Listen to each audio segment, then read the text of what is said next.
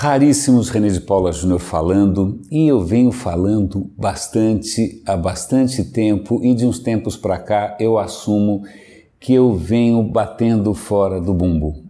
Por quê? Não sei como começou, eu sei que em algum momento surgiu uma sensação de descompasso, de falta de sintonia com os rumos que o mercado estava tomando, e desde então eu venho literalmente batendo fora do bumbo. Compartilhando com vocês as reflexões mais estranhas, mais perdidas e óbvio, tendo um impacto baixíssimo. Eu demorei para entender por quê.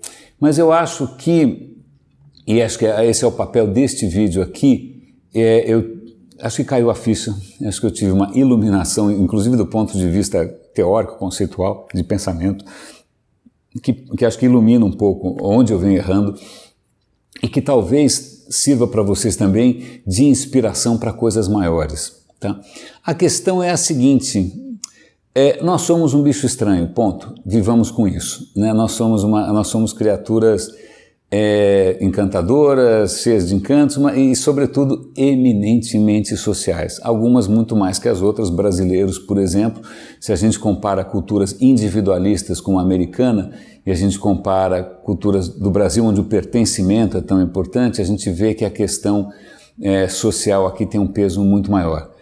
E de uns tempos para cá, isso me fez lembrar, tudo isso eu acho que meio começou com um projeto que eu participei em Medellín, na Colômbia. Eu cheguei lá e, cara, a cidade efervescendo de inovações, gente inovadora, startups, incubadoras, Ruta N e tal, mas passado o primeiro encanto eu percebi que o impacto disso era baixo. Por que o impacto era baixo? O meu diagnóstico no momento foi, falta sinergia, falta catalisar. A hora que a gente catalisadores são aquelas substâncias químicas que aceleram uma reação, né? Inclusive fazendo com que ela aconteça quando normalmente não aconteceria. Então, vamos catalisar, e aí eu criei um projeto em que a gente tentava catalisar essas iniciativas todas através do engajamento do cidadão. Eu acho que hoje eu faria diferente porque me caiu a seguinte ficha, né? Quando eu digo que eu estava um pouco fora de sintonia com o mercado, sintonia, vamos pegar, você pega aquele radinho de pilha, vagabundo, né? Aí você sintoniza uma estação, porque tem uma porrada, você pode sintonizar axé, sertanejo, evangélico, tanto faz, mas você sintoniza aquele jogo de futebol e a hora que você coloca no ouvido acontece uma coisa mágica, porque aquilo te transporta e você entra em sintonia com milhares de pessoas que estão ali vibrando em torno de uma disputa X. Bom, isso, na verdade, é mais do que sintonia. Isso depende de um fenômeno físico chamado ressonância. Se você pega uma corda de violino, uma corda de violão, né, estica e vibra, ela faz tem, não faz nada. A hora que você coloca ela numa caixa de madeira apropriada, a caixa inteira ressoa, ela ressona na mesma frequência, né, isso se amplia e você tem aquele som rico que a gente conhece. A ressonância está em toda parte na física, né? Eu acho que, sobretudo, acho que o mais interessante é a gente pensar na ressonância humana, na ressonância social, né? Existem inúmeros exemplos aqui que vai ressoar com a memória de vocês. Um jogo de futebol, né? Um concerto, né?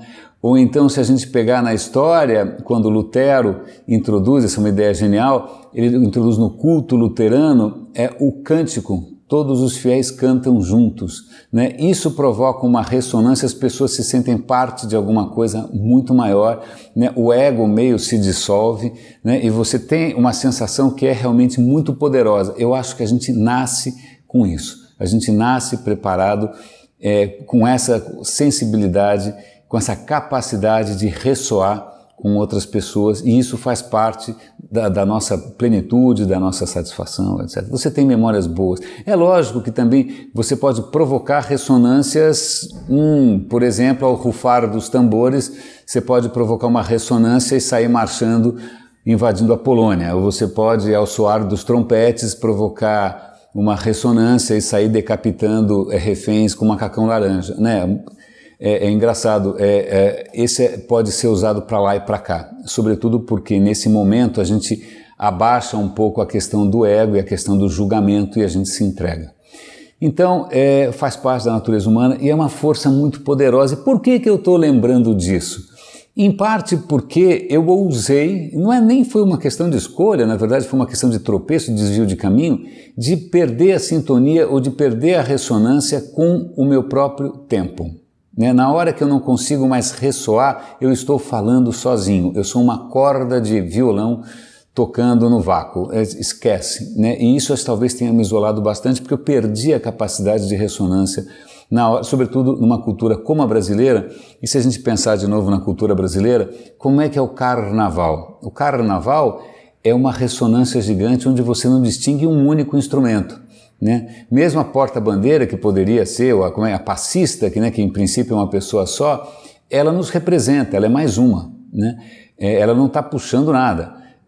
Se a gente pensa as nossas manifestações mais queridas, Copa do Mundo, futebol, nós não somos um país de heróis individuais, nós somos um país de manifestações coletivas retumbantes.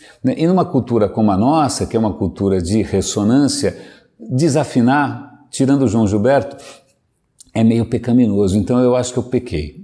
Esse foi um dos meus erros. Mas o que eu quero aqui, na verdade, chamando a atenção da questão da ressonância, é que a gente reconsidere um pouco alguns modelos que vêm dos Estados Unidos, que é o país do iPhone, iPod, innovation com I, é tudo centrado no eu, no sucesso pessoal, na competição, no growth hacking do não sei do que lá, e que a gente volte a provocar, ou pelo menos a se preocupar com ressonâncias maiores. Se a sua proposta não ressoa com pessoas, ou não ressoa na sociedade, ou não ressoa naquele segmento, não há adoção, não há crescimento, não há growth hacking, não há nada. As pessoas não são só consumidores, as pessoas são praticamente orquestras. Se a gente não faz com que a orquestra toque a nossa música, já era. Então, eu sinto falta, e eu tenho visto alguns exemplos aqui e ali de iniciativas que provocam ressonâncias maiores, que se expandem, e isso sim para mim é exponencial. Para mim não existe tecnologia exponencial, isso é lenda. Imaginar que um dashboard é exponencial, não é. Impressão 3D por si só, não é. As coisas são, entre aspas, exponenciais quando elas ressoam e quando elas provocam ressonâncias e a coisa se amplia. Se não houver ressonância, toda tecnologia exponencial é um bagulho para você guardar na garagem e para vender no Mercado Livre depois. Então, isso fica aqui como um toque.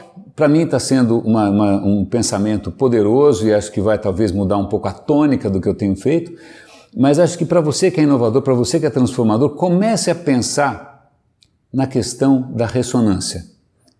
Foi-se o tempo em que você tinha, não sei, é como uma plateia, eles apagam as luzes, fica escuro, silêncio, e tem um cara lá na frente, aí todo mundo entra mais ou menos na mesma faixa vibratória e você tem aquele fenômeno legal, da plateia, do evento, da palestra envolvente. Bons oradores, mesmo os impostores, fazem isso muito bem.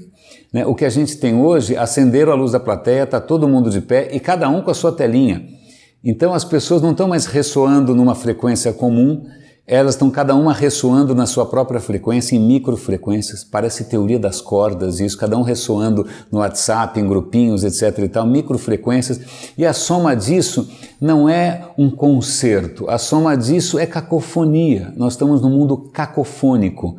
Como é que a gente consegue fazer com que as pessoas saiam dessa cacofonia, dessas frequencinhas de ressonância muito pequenas, e consigam ressoar com uma coisa maior? Esse é meu desafio agora. Eu me pergunto se será que eu consegui ou não ressoar com você. Eu espero que sim. Raríssimo. Um grande abraço desse desafinado que também tem um coração.